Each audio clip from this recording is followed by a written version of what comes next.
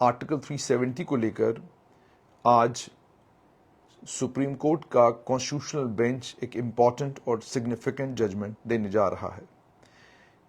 अब से ठीक 1 घंटे के बाद, लगभग 50 मिनट के बाद जो है वो जजमेंट सुप्रीम कोर्ट की वेबसाइट पर अवेलेबल होगी और ये तारीखी जजमेंट होने जा रहा है। लेकिन इससे पहले कि आप सुप्रीम कोर्ट की जजमेंट सुने, आपको सुप्रीम कोर्ट के फैसले का पता चले, और जैसे मैंने आपको कहा भी था कि मामले को हिसास समझते हुए जम्मू कश्मीर के प्रशासन ने भी तमाम कदम उठाए हैं ताकि हालात जो हैं वो ना बिगड़े। सियासी जमातों का भी अपना अपना रुख है, और सबसे कमाल की बात तो ये देखिए कि सुप्रीम कोर्ट ने जजमेंट डिलीवर करनी है, फैसला सुप्रीम कोर्ट ने सुनाना है, लेकिन तमाम सियासी जमातों के कायद दिल्ली पहुंच गए हैं, जबकि वो भी जानते हैं कि इस जमाने में जजमेंट ऑनलाइन अवेलेबल हो जाती है, आप कश्मीर में बैठ के भी उस जजमेंट को पढ़ सकते हैं। लेकिन चूंकि वो जानते हैं कैमरा वहीं पर होगा, वो जानते हैं कि वहीं पर रिएक्शन देना इस वक्त मानीखेज होगा, और वहीं पर जो वो रिएक्शन देंगे उसका शायद उनको लगता है, महसूस होता है, कोई सियासी फायदा जम्मू कश्मीर में होगा। तो इसलिए तमाम सियासी जमातों के कायदीन इस वक्त दिल्ली बैठे हुए हैं, और ठीक 10:30 बजे के बाद जब भी फैसला आता है, आप एकदम एक के बाद दीगरे उनकी रिएक्शन भी सुनेंगे। अब मामला बेसिकली ये है कि सुप्रीम कोर्ट की ये जो जजमेंट आने वाली है, आर्टिकल 370, आप जानते हैं 5 अगस्त 2019 को आर्टिकल 370 को अमेंड किया गया। अमेंड करने के बाद एक कॉन्स्टिट्यूशनल बेंच बनाया गया। कॉन्स्टिट्यूशनल बेंच को के बनने के बाद जो आर्गुमेंट्स दोनों साइड्स के हैं वो बहुत इंपॉर्टेंट है। जो अभी तक हियरिंग हुई है कॉन्स्टिट्यूशनल बेंच के सामने, जिसमें लगभग 16 दिन तक इस मामले में सुनवाई चली। आर्गुमेंट क्या क्या थे? सबसे पहले तो था on the nature of presidents rule, राष्ट्रपति शासन जो जम्मू कश्मीर में लागू किया गया उसको लेकर जो पेटिशनर थे, जो लोग सुप्रीम कोर्ट के सामने खड़े हुए, उन लोगों ने यह कहा कि जो राष्ट्रपति शासन जम्मू कश्मीर में लगाया गया था अनुच्छेद आर्टिकल 356 के तहत, ये टेम्पररी था, और जो ताकतें राष्ट्र प्रेसिडेंट के पास थी, पार्लियामेंट के पास थी, प्रेसिडेंट ने जिन ताकतों का इस्तेमाल किया और पार्लियामेंट ने जिन ताकतों का इस्तेमाल किया, खासतौर पर जब कोई एक स्टेट प्रेसिडेंट रूल में होती है, वो भी टेम्परेरी थी और रेस्टोरेटिव होनी चाहिए थी कैरेक्टर में, ठीक है। और उन्होंने ये भी कहा कि वो इसलिए किया गया था ताकि हालात ऐसे पैदा किए जा सके जम्मू कश्मीर में, ताकि दोबारा से एक डेमोक्रेटिक गवर्नमेंट जम्मू कश्मीर में बनाई जा सके। तो इसका मतलब साफ तौर पर यह है कि पेटिशनर का यह आर्गुमेंट था कि जो ताकतें आर्टिकल 356 के तहत राष्ट्रपति के पास थी, उन्हें संवैधानिक यानी कॉन्स्टिट्यूशनल चेंजेस लाने के लिए इस्तेमाल नहीं किया जा सकता था, और खासतौर पर वो कॉन्स्टिट्यूशनल चेंजेस जिन्हें रिवर्स नहीं किया जा सके। इस पर मरकजी सरकार ने अपना काउंटर आर्गुमेंट दिया। उन्होंने ये कहा कि जो प्रेसिडेंट का रूल है वो सिर्फ और सिर्फ स्टेट तक महदूद था, और जो संवैधानिक प्रावधान थे कॉन्स्टिट्यूशनल प्रोविजंस के मुताबिक किया गया था, और अलग अलग हालात को ध्यान में रखते हुए ताकि संविधान के तहत जम्मू कश्मीर को चलाया जा सके, इसलिए वहां पर प्रेसिडेंट्स रूल इन्वोक किया गया था।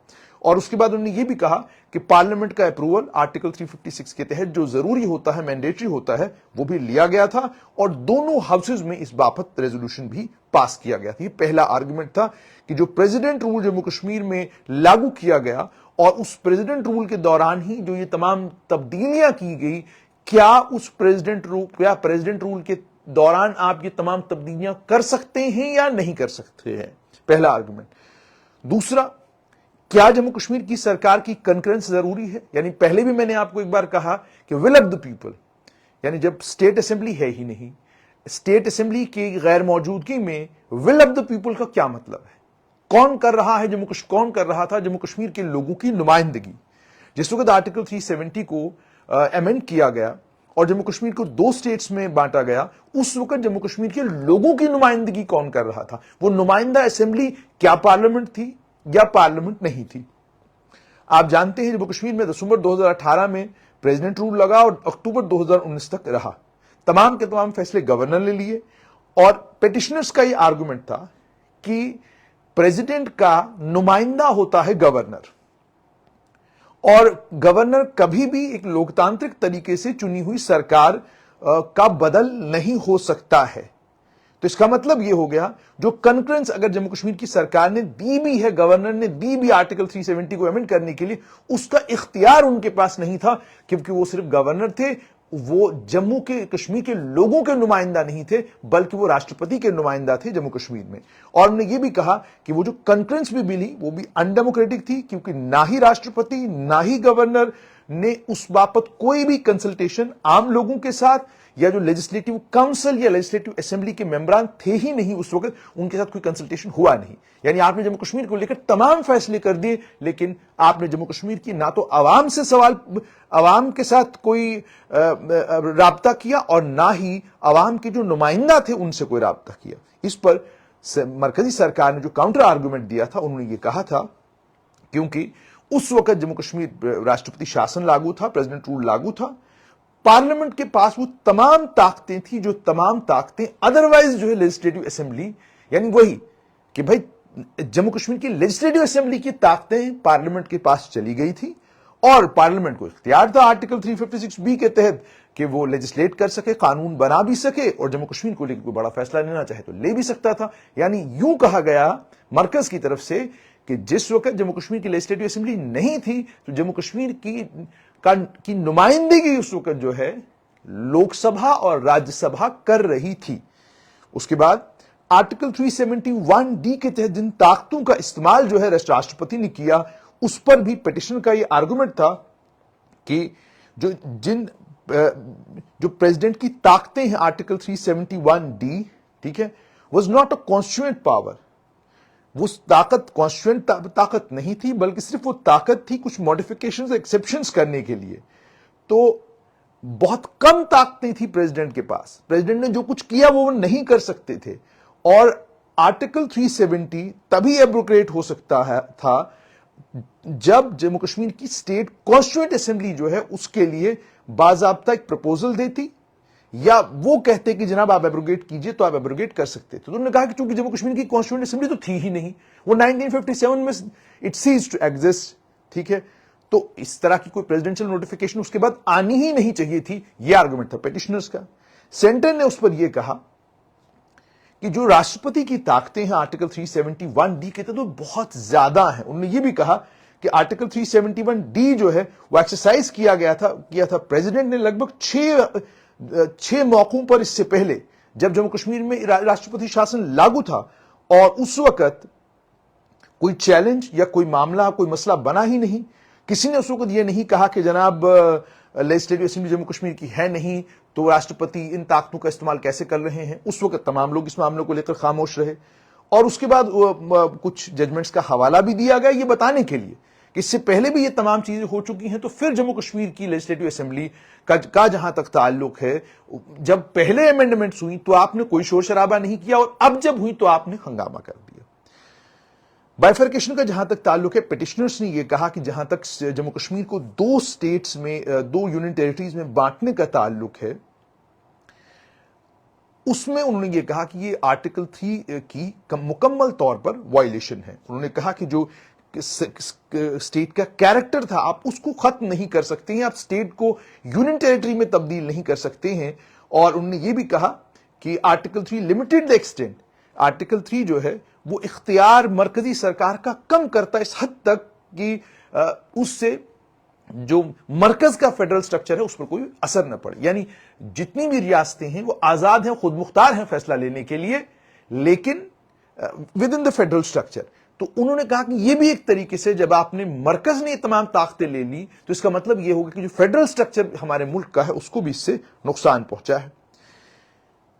اس پر مرکزی سرکار نے یہ کہا کہ آرٹیکل 3 کا جہاں تک تعلق ہے اس میں یونین ٹیریٹری بھی آتا ہے، کیونکہ بہت ساری یونین ٹیریٹریز بھی ہیں۔ تو انہوں نے کہا کہ مرکز کے پاس طاقت ہے کہ وہ کسی بھی اسٹیٹ کو یونین ٹیریٹری میں بھی تبدیل کر سکتی ہیں۔ اور انہوں نے یہ بھی کہا کہ جموں کشمیر کو یونین ٹیریٹری میں تو صرف اس لیے بدلا گیا کیونکہ وہاں پر آتنکواد اور الگاواد کی پرابلم ہے۔ اس آتنکواد اور الگاواد کی پرابلم کو ایڈریس کرنے کے لیے، آتنکواد اور الگاواد سے نجات دلانے کے لیے یہ جو ہے کیا گیا، اور اس کے بعد پھر دلائل دیے گئے کہ جناب اکانومی کو بڑھانے کے لیے، انڈسٹری کو لانے کے لیے اور بہت ساری چیزیں کرنے کے لیے سب کچھ کیا گیا۔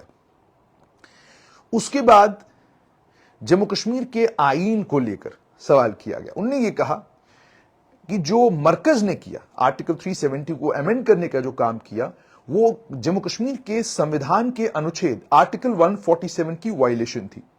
आर्टिकल 147 में जो है वो लिमिट करता था कि आप आर्टिकल 3 और 5 जो है जेएनके कॉन्स्टिट्यूशन के अंदर लिमिटेड अमेंडमेंट्स कर सकते हैं। ये भी उन्होंने कहा कि जम्मू कश्मीर का जो कॉन्स्टिट्यूशन है और भारत का कॉन्स्टिट्यूशन दोनों पैरेलल हैं और दोनों इंडिपेंडेंट हैं। इस पर मरकजी सरकार ने यह कहा कि आर्टिकल 147 जम्मू कश्मीर के कॉन्स्टिट्यूशन का जो अब खत्म हो चुका है, किसी भी तरीके से असरअंदाज नहीं होता, डाइल्यूट नहीं करता, कंट्रोल नहीं करता उन ताकतों को जो ताकतें प्रेसिडेंट के पास आर्टिकल 370 में हैं। और उसके बाद उन्होंने ये भी कहा कि ये आर्टिकल जो जम्मू कश्मीर के संविधान का है, ये पार्लियामेंट को भी नहीं रोकता कि अगर पार्लियामेंट कोई कानून बनाना चाहे, किसी कानून में कोई रद्दोबदल करना चाहे, तो पार्लियामेंट सुप्रीम है। आप पार्लियामेंट को यह नहीं कह सकते कि पार्लियामेंट जम्मू कश्मीर की लेजिस्लेटिव असेंबली से कम है। आप यह भी नहीं कह सकते कि जम्मू कश्मीर की लेजिस्लेटिव असेंबली से पार्लियामेंट की ताकतें कम हैं। उसके बाद उन्होंने यह भी कहा कि जो कॉन्स्टिट्यूशन ऑफ इंडिया के article 371D, 373, they were not subservient to article 147 of the constitution of JNK। तो ये तमाम तफसीलात हैं इस सारे मसले की। तो उसके बाद ये भी जानते हैं, पहले 7 जजेस के बेंच के पास ही मामला जाना था, लेकिन बाद में इस मामले में एक फैसला आया और उस फैसले के आने के बाद ये तय पाया कि ये 5 जजेस का जो कॉन्स्टिट्यूशनल बेंच है वो इस मामले की सुनवाई करेगा। उसके बाद जो 7 जजेस के बेंच को रेफरेंस जो है वो मार्च 2, 2020 को डिक्लाइन किया गया। लंबे वक्त तक इस मामले की सुनवाई ही नहीं हुई। अप्रैल 2022 में सीनियर एडवोकेट शेखर नफाड़े गए। उन्हें चीफ जस्टिस उस वक्त जो भारत के थे एनवी रमन्ना, उनसे ये कहा कि लंबा वक्त हो गया, आप इसकी सुनवाई नहीं कर रहे। तो उन्होंने कहा जी ठीक है, वो 5 जजेस का बेंच जरूर बनाएंगे, कॉन्स्टिट्यूशनल बेंच बनाएंगे, वो इसकी सुनवाई करेगा। लेकिन फिर भी नहीं हुई। फिर chief justice of India U U Lalit का टेन्योर आया, उन्होंने अपने टेन्योर में सुनवाई नहीं की। लेकिन फिर जब मामला chief justice of India DY Chandrachud के सामने पेश किया गया 3 अलग अलग मौकों पर, तो उन्होंने 2 अगस्त 2023 से इसकी सुनवाई के लिए आदेश दे दिए। जिस बेंच ने इस मामले को सुना है उस बेंच में chief justice of India DY Chandrachud, justice Sanjay Kishan Kaul, justice Sanjiv Khanna, justice BR Gavai, justice Suryakant है। अब आज ठीक आधे घंटे के बाद इस मामले की सुनवाई होने जा रही है। ठीक आधे घंटे बाद इस मामले का निपटारा होने जा रहा है। पता चलेगा कि इस मामले में होगा क्या। सबसे बड़ी बात यह कि आर्टिकल 370 की सुनवाई का फैसला जम्मू कश्मीर की सियासी जमातों का सियासी मुस्तकबिल भी बहुत हद तक तय करेगा।